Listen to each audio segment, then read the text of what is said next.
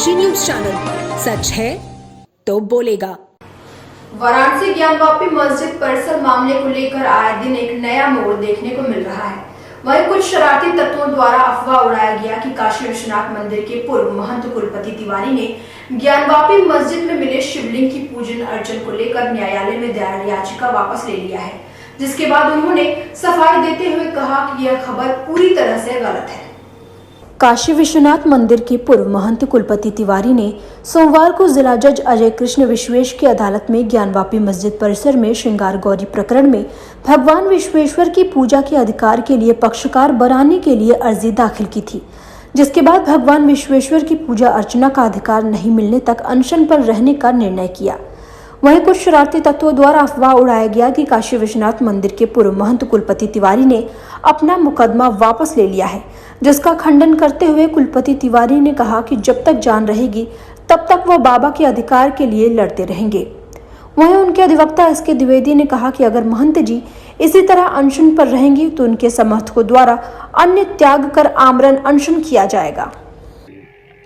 देखें, जब से कमीशन की रिपोर्ट न्यायालय द्वारा बताए गए अनुसार कमीशन किया गया और कमीशन की रिपोर्ट से सनातनी जनमानस को यह भान हुआ कि वहाँ बाबा विश्वेश्वरनाथ विराजमान हैं, तब से लगातार काशी ही नहीं वरन पूरे देश के जो सनातनी हिंदू हैं सबके मन में एक ही प्रबल भावना है कि बाबा विश्वेश्वरनाथ उतने दिनों से थे, हम सबके संज्ञान में नहीं था, वह अलग का विषय है। लेकिन जब आज हम जान गए कि बाबा वहाँ विराजमान है तो उनके भोग पूजा आरती का क्या प्रबंध है, इसके संदर्भ में तमाम लोगों ने व्यक्तिगत रूप से महंत जी महाराज को संपर्क भी किया और इन परिस्थितियों में महंत जी स्वतः बहुत ही व्यथित थे कि जिस परंपरा को पूजा की, जिस परंपरा को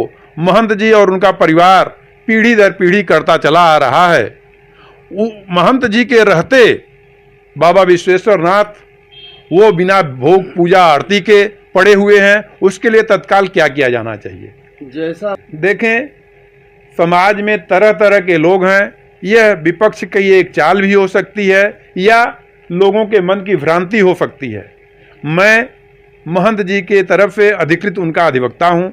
हमारी फाइल कोर्ट के सामने है, उस पर हमें पक्षकार बनाए जाने हेतु विचार किया जाना है। उसका सबसे प्रबल प्रमाण है कि हमारे कोर्ट में, वहाँ कोर्ट का जो अपीयरेंस है, जो लोग पार्टी हैं या होने हैं उन्हीं को अंदर अधिवक्ता के रूप में अलाउ किया जाता है। शेष चूंकि ये स्पेशल कोर्ट है तो बहुत अत्यधिक भीड़ हो सकती है या किसी भी अन्य कारण से परेशानी भी उत्पन्न हो सकती है, तो सुरक्षा के दृष्टिकोण से उन अधिवक्ताओं के सिवा किसी का अंदर प्रवेश नहीं हो पाता। तो आगे सवाल ये उठता है, जिसके पूर्वजों ने इस शिवलिंग को जो पूजा है लाके रखा है, सारी पूजा पाठ किया है, उसके मैं परिवार का सदस्य हूँ, महंत हूँ, मैं धर्म से काम करता हूँ और जो भी उड़ा रहे भगवान को सद्बुद्धि दे, मैं क्या कर सकता हूँ।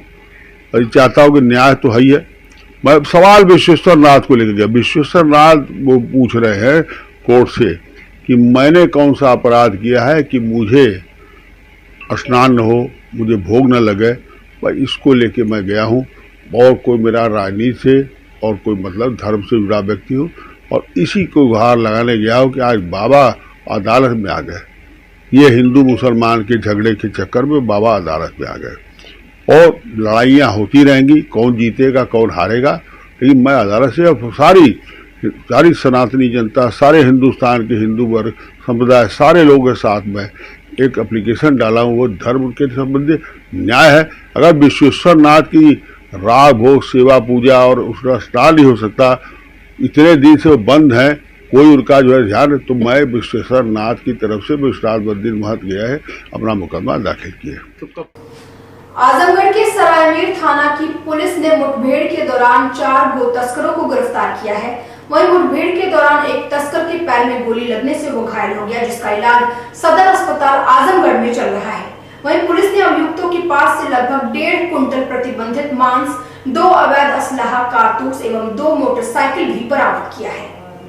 सरायमीर थाना अंतर्गत आने वाले रामराय गांव के पास वाहन चेकिंग के दौरान पुलिस ने 2 मोटरसाइकिल चालक को रुकने का इशारा किया, लेकिन पुलिस को देखते ही बाइक सवारों द्वारा फायरिंग शुरू कर दी गई, जिसके बाद जवाबी कार्रवाई करते हुए पुलिस द्वारा फायरिंग की गई और पुलिस से जान बचाते हुए भाग रहे आरोपियों की गाड़ी अनियंत्रित होकर गिर गई और इसी क्रम में पुलिस की फायरिंग में आरोपी आमिर घायल हो गया। वहीं पुलिस ने इसके साथ ही अभियुक्त जावेद अख्तर, मोहम्मद अब्दुल्ला और मशरूफ अहमद को गिरफ्तार कर लिया। वहीं चारों अभियुक्त सरायमीर के सिरवा के रहने वाले हैं। गिरफ्तार आरोपियों ने बताया कि सुरही गांव स्थित तालाब के पास बने अर्धनिर्मित पक्के टीन शेड के कमरे में गाय को काटकर उसके मांस को सरायमीर से गांव-गांव घूमकर बेचते हैं। रात्रि लगभग 12:55 पर थाना क्षेत्र सरायमीर में एसओ सरायमीर और उनकी टीम के द्वारा पुलिस मुठभेड़ के बाद 4 गोकशी करने वाले अपराधियों को गिरफ्तार किया गया है। इनमें से एक अपराधी मोहम्मद आमिर, इसके दाहिने पैर में गोली लगने से घायल हो गया, जिसको उपचार के लिए तत्काल हॉस्पिटल भेजा गया। इसके साथ जावेद अख्तर, मोहम्मद अब्दुल्ला और मशरूफ अहमद को भी गिरफ्तार किया गया है। इनके पास से 140 किलो प्रतिबंधित मांस, 2 अवैध असला, 3 कारतूस और घटना में प्रयुक्त 2 मोटरसाइकिल बरामद की गई हैं। मुठभेड़ में घायल अभियुक्त मोहम्मद आमिर पर इससे पूर्व में भी वर्ष 2013 में गोवध की एफआईआर पंजीकृत है। विस्तृत पूछताछ व विवेचना थाना सरायमीर पुलिस के द्वारा की जा रही है। वाराणसी वाणिज्य कर विभाग के सभागार में व्यापार कर विभाग के अधिकारियों द्वारा विभिन्न व्यापारी संगठनों के साथ व्यापारिक समस्याओं पर आयोजित बैठक के दौरान मौजूद सदस्यों के बीच हुई झड़प के चलते बैठक को निरस्त किया गया। वाराणसी में जीएसटी समेत अन्य समस्याओं को लेकर वाणिज्य कर विभाग के सभागार में व्यापार कर विभाग के अधिकारी अजीत सिंह, प्रदीप कुमार, कमिश्नर मिथिलेश शुक्ला की मौजूदगी में व्यापारी संगठनों के साथ बैठक बुलाई गई थी, लेकिन बैठक शुरू होने के कुछ देर बाद ही उपस्थित सदस्यों के बीच झड़प के चलते माहौल खराब होता देख अधिकारियों को बैठक निरस्त करना पड़ा। वहीं इस बैठक में व्यापार मंडल अध्यक्ष, व्यापारी सहित अन्य निराश व्यापारियों ने बताया कि हम लोग कर समेत अन्य व्यापारी समस्याओं को झेल रहे हैं। इसी साक्ष्य में हम लोग अपनी परेशानियों से अवगत कराने आए हुए थे। आज जीएसटी वालों ने डीएम साहब के आग्रह पर बैठक बुलाई थी।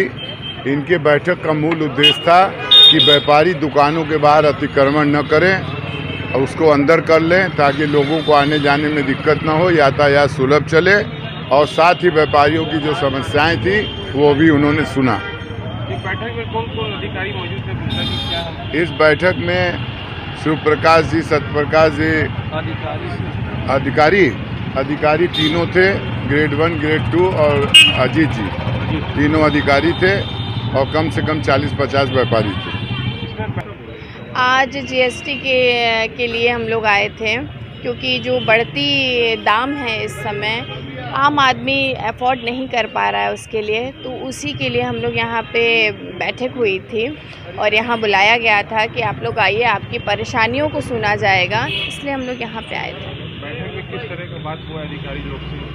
आश्वासन तो उन्होंने लोगों ने दिया है कि जिन जिन चीज़ों को हम लोगों ने बताया है, तो उन्होंने यही बताया कि आगे जो बातें होंगी या कार्रवाई होगी या काम होगा आप लोगों के अनुसार ही होगा। ऐसा नहीं होना चाहिए जैसे कि इस समय आम जनता जो परेशान है बढ़ते दामों को, उसको कंट्रोल में लाने के लिए। देखा जाए तो अवैध निर्माण भी रोड से किया जाता है, जैसे लोग गाड़ी लगा देते हैं, जाम लगा देते हैं। ये सब चीज़ों के बारे में बात हुई है। कैंट, इस समय देखिए कैंट पे जितने छोटे छोटे होटल हैं वहाँ छोटी छोटी पर्चियाँ देते हैं, जिससे कि जो आम जनता अपनी दुकानें लगा रही हैं वहाँ पे उन लोगों की बिक्री नहीं हो रही है, और बाहर से जो लोग आ रहे हैं वो सीधा बड़े होटल में ही जाना चाह रहे हैं, छोटे लोगों की दुकानदारी नहीं हो रही है। यूपी के चंदौली जिले के कटसीला गांव के समीप अलसुबह नेशनल हाईवे के किनारे सो रहे मजदूरों को एक मालवाहक ने रौंद दिया। इस हादसे में मौके पर ही एक मजदूर की मौत हो गई, वहीं 8 गंभीर रूप से घायल हो गए। घायलों को जिला अस्पताल ले जाया गया, जहां से चिकित्सकों ने 5 मजदूरों को बीएचयू ट्रॉमा सेंटर रेफर कर दिया। सदर कोतवाली कटसीला गांव के समीप नेशनल हाईवे के किनारे दिल दहला देने वाली घटना देखने को मिली, जहां एक मालवाहक सड़क किनारे सो रहे मजदूरों को कुचलकर फरार हो गया और इस घटना में एक मजदूर की मौत हो गई। वहीं स्थानीय लोगों की मदद से घायल 8 मजदूरों को एम्बुलेंस की मदद से जिला अस्पताल भेजा गया, जहां चिकित्सकों ने 5 की नाजुक हालत देखते हुए तत्काल ट्रॉमा सेंटर रेफर कर दिया। वहीं घटना की जानकारी मिलते ही मौके पर पहुंची पुलिस ने केस दर्ज कर जांच शुरू कर दी है। डॉक्टर साहब क्या घटना है, कितने कैजुअल्टी है, कितने घायल है? हमारे पास ये 9 मजदूर थे जो सड़क पर सोए हुए थे जी। और उनको किसी पिकअप वाले ने एक्सीडेंट चढ़ा दिया उसके ऊपर, जिसमें 9 हमारे पास लाए गए, जिसमें से एक ऑलरेडी एक्सपायर था और 8 लोग का प्राथमिक उपचार के बाद इसमें 3 को भर्ती कर लिया गया और 5 मरीजों को BHU रेफर कर दिया गया। धर्म की नगरी काशी में 30 त्योहारों की बड़ी मान्यता है। यहाँ एक से बढ़कर एक त्योहारों के आने का सिलसिला बना रहता है। आपसी भाईचारे का प्रतीक बनारस हर दिन नए त्योहारों एवं मेलों से रंगीन रहता है। ऐसे में बनारस का प्रसिद्ध गाजी मियां का मेला, जिसे बनारसी बोलचाल में घुमंतू मेला कहा जाता है, वह विलुप्त होने के कगार पर है। वहीं इस बारे में मीडिया से बात करते हुए आस्थाने के गद्दी नशी ने इस बारे में जानकारी दी। बता दें कि सैयद सलार मसूद गाजी मियां का विशाल 3 दिवसीय सालाना उर्स यूपी के बहराइच जिले में उनके आस्थाने पर मनाया जाता है। इसी क्रम में वाराणसी के बड़ी बाजार स्थित आस्थाने पर भी मेले का आयोजन किया जाता है, जिसके बाद यह मेला विभिन्न जगहों पर लगता है, जिसे घुमंतू मेला भी कहा जाता है। पर यह मेला अब अपने समापन की ओर है। वहीं इस मेले को लेकर गाजी मियां की गद्दी नशीन हाजी एजाजुद्दीन हाशमी ने पुलिस पर गलत रवैया अपनाने का आरोप लगाते हुए बताया कि काशी की पुरानी परंपरा अब खात्मे की ओर चल रही है। पुलिस द्वारा बेनियाबाग में लगने वाले घुमंतू मेले की अनुमति न मिलने की बात कहकर छोटे छोटे दुकानदारों को हटा दिया गया, जिससे मेला समिति के लोगों में काफी आक्रोश है, जिसको देखते हुए समिति के लोगों द्वारा जिला प्रशासन से मांग की गई है कि इस परंपरा को इसके अनुसार प्रतिवर्ष जैसे लगता था लगने दिया जाए, अन्यथा यह भी काशी की परंपरा समाप्त हो जाएगी। मेला तो 2 साल कोरोना की वजह से नहीं चल सका। इस बार मालिक की मर्जी हुई और कोरोना समाप्त हुआ और सरकार की व्यवस्था भी दुरुस्त रही, जिसकी वजह से इस बार मेला गाजी मियां का अच्छे से संपन्न हुआ। और इसी कड़ी में जगह जगह गाजी मियां का मेला, जो मड़िया मेला के नाम से भी जाना जाता है, हर जगह लगता है, जिसमें कल चित्तनपुरा में भी लगा था, आज़ाद पार्क में भी लगने वाला है और बेनिया में भी आज होना था।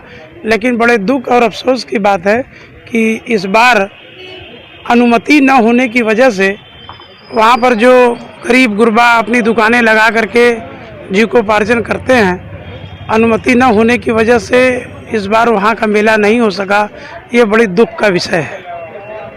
क्या चाहते हैं आगे? हम चाहते यही हैं शासन और प्रशासन से सहयोग कि काशी की जो जीवंत परंपरा है वो कायम रहे, कि जिससे गंगा जमुनी तहजीब का ये मेला चलता रहे। वाराणसी के एससी स्थित डुमराव बाग कॉलोनी में सुमेरु पीठ शंकराचार्य स्वामी नरेंद्रानंद सरस्वती द्वारा ब्रह्मलीन स्वामी श्रद्धानंद सरस्वती जी महाराज की 31वीं पुण्यतिथि पर उनकी मूर्ति पर माल्यार्पण कर नम आंखों से श्रद्धांजलि अर्पित की गई। इस मौके पर मौजूद संतों ने अपने विचार अभिव्यक्त किए। वहीं शंकराचार्य स्वामी नरेंद्रानंद सरस्वती ने सपा मुखिया अखिलेश यादव को पढ़ा लिखा मूर्ख भी बताया। ब्रह्मलीन स्वामी श्रद्धानंद सरस्वती जी महाराज की 31वीं पुण्यतिथि पर आयोजित कार्यक्रम के दौरान शंकराचार्य स्वामी नरेंद्रानंद सरस्वती ने समाजवादी पार्टी के राष्ट्रीय अध्यक्ष अखिलेश यादव द्वारा ज्ञानवापी मस्जिद परिसर में मिले शिवलिंग को लेकर दिए गए बयान पर कहा कि अखिलेश यादव पढ़े लिखे मूर्ख हैं। वो कहते हैं कि पत्थर रख दो, झंडा गाड़ दो, मंदिर बन जाएगा, जबकि हमारे धर्म शास्त्रों, पुराणों और उपनिषेदों में इस तरह कहीं भी मंदिर बनाने का उल्लेख नहीं है। वहीं असदुद्दीन ओवैसी पर निशाना साधते हुए उन्होंने कहा कि यह तो पागल है। सरकार से मांग है कि इसकी संसद सदस्य खत्म कर देनी चाहिए। इसे मुसलमानों ने भी अपना रहनुमा मानने से मना कर दिया है। वहीं यासीन मलिक के सवाल पर अपनी प्रतिक्रिया देते हुए उन्होंने कहा कि जो लोग इसका समर्थन कर रहे हैं वह आतंकवादी मानसिकता के हैं। भारत में जो लोग यासीन मलिक का समर्थन कर रहे हैं उनके खिलाफ देशद्रोह का मुकदमा दर्ज होना चाहिए। सरकार से मांग है कि यासीन मलिक की उम्र कैद को मृत्यु दंड में बदला जाए। अखिलेश पढ़ा लिखा मूर्ख आदमी है। कहता है दूठे पत्थर रख दो, झंडा रख दो तो मंदिर हो जाता है। ऐसा किसी भी सनातन ग्रंथों में, पुराणों में, उपनिषदों में, धर्मशास्त्रों में ऐसा कोई उल्लेख नहीं है। मंदिर के लिए पहले मंदिर बनता है साल 2 साल पहले, फिर उसकी मात्रा है इतना लंबा चौड़ा गर्भगृह होगा तो इसमें इतनी प्रतिमा होगी, फिर प्रतिमा को 9 दिन 7 दिन 11 दिन 16 दिन उसमें 10 विध 12 विध 16 36 और 56 संस्कार, कहीं कहीं 84 संस्कारों का प्रतिमाओं का निरूपण है। ये अखिलेश की मंद बुद्धि का परिचायक है। ओवैसी तो पागल और मूर्ख है, उसकी संसद सदस्यता रद्द होना चाहिए। वो इस देश का अमन चैन शांति सद्भाव बिगड़ना चाहता है। मुसलमानों ने भी कहा कि ओवैसी हमारा रहनुमा नहीं है और कई मुसलमानों ने इस बात को स्वीकार किया कि जो मंदिर तोड़ने वाला उस समय का मुसलमान वो हमारा नहीं है। इस और साक्ष्य सबूत केवल इन्होंने टोपी पहराया है, जो शिखर है उसमें भी हिंदू देवी देवताओं के प्रतीक चिन्ह हैं, अंदर जो भूगर्भ है उसमें भी देवी देवता मिले हैं और भगवान शिव का जो शिवलिंग है वो आदि विश्वेश्वर के रूप में पहले का वो स्वयंभू शिवलिंग है, जिसको तोड़ने का 1669 में जिसमें लगभग 10,000 सैनिकों ने, जिसमें 300 मिस्त्रियों ने हथौड़ा तोड़ा था, लेकिन वो एक भी इंच पत्थर से वो टूटने वाला नहीं था और वो पत्थर इनके कई लोगों को लगे। अंततोगत्वा सेना पराभव होकर गई। अंततोगत्वा जब कुछ इनको नहीं मिला उस समय टोडरमल में बनवाया और उस समय के जो शासी छत्री शासक थे उन्होंने दोबारा फिर बनवाया। और अगर देखा जाए तो रानी लक्ष्मीबाई ने भी बनवाया, बहुत से लोगों ने बनवाया। मस्जिद जिसको ये कहते हैं उसके ऊपर इन्होंने केवल जैसे अपने सर में टोपी पहन लेते हैं वैसे गुंबद बना दिए। उन गुंबद के नीचे आज भी कमल का पुष्प है, धनुष बाण है, त्रिशूल है, ऐसे 36 तरह के आकृतियाँ हिंदुओं के प्रतीक चिन्ह है। वो हिंदुओं का स्थल था, है और रहेगा। जो समर्थक हैं यासीन मलिक के, यासीन मलिक का आतंकवादी है और सबसे ज़्यादा अगर कोई तिल मिला रहा है तो आतंकवादी मानसिकता के लगभग पाकिस्तान के 9 लोगों का बयान आया है। और भारत में जो यासीन मलिक का सपोर्ट और समर्थन करने वाले लोग हैं इनको भी देशद्रोही के तहत इनको जेल में कैद किया जाए और यासीन मलिक को जो आजीवन कारावास हुआ है उसको मृत्यु दंड निश्चित किया जाना चाहिए, क्योंकि 19 जनवरी 89 को उन्होंने वहाँ लाखों हिंदुओं का कत्लेआम कराया। सेना के जवानों के 27 जवानों के मरने में यासीन मलिक की भूमिका थी। तो जो निर्णय आया है उस निर्णय का स्वागत है, अभिनंदन है और निर्णय अमल हो ये सरकार का दायित्व और कर्तव्य है।